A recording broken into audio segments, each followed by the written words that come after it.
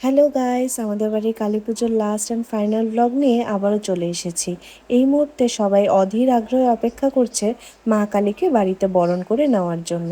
ঢাকের শব্দ, উলুধ্বনি আর ধুমধাম করে বাজে ফাটাতে ফাটাতে অবশেষে মায়ের আগমন হলো আমাদের বাড়িতে। সেই মুহূর্তটার আনন্দ আর আবেগ সত্যিই ভাষায় প্রকাশ করা যায় না।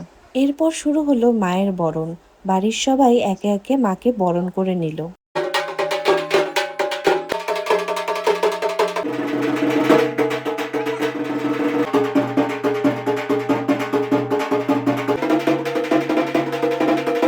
তারপর জেঠুমনি আর আমার এক যা সুন্দর করে আরতি করলো।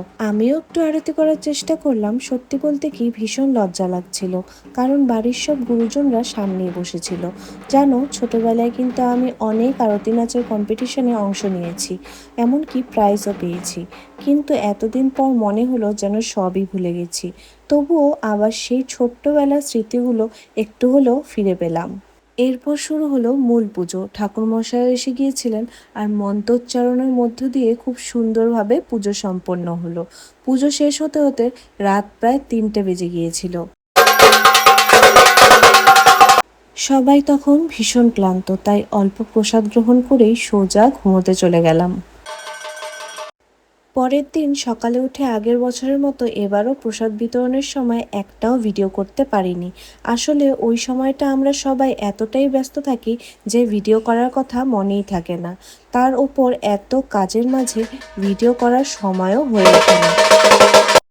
মায়ের বিদায়ের এই মুহূর্তটা সত্যিই খুব কষ্টের। মনটা বারবার ভারী হয়ে আসে।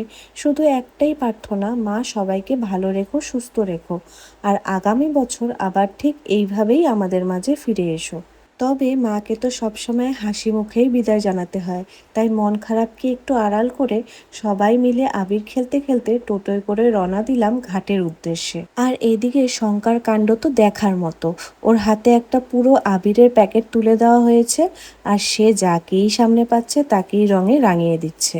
গতবার যে ঘাটে বিসর্জন দিতে গিয়েছিলাম বেশ সুন্দর ছিল, কিন্তু এবার শুনলাম সেখানে জলের গভীরতা অনেক বেশি, তাই নিরাপত্তার কথা ভেবে অন্য ঘাটেই বিসর্জনের ব্যবস্থা করা হয়েছে।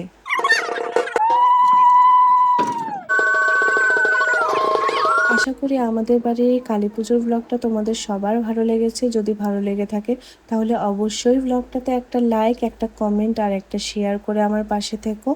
আরও এমন নতুন নতুন ব্লগ পেতে হলে আমাকে ফলো করে রেখো। আবার খুব শীঘ্রই নতুন কোনো ব্লগ নিয়ে দেখা হবে। টাটা।